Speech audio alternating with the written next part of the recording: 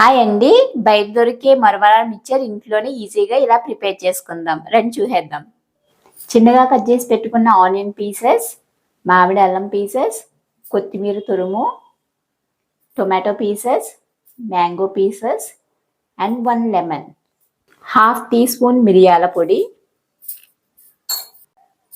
టేస్ట్కి సరిపడా salt, 1 tablespoon red chilli powder, 1 tablespoon chaat masala.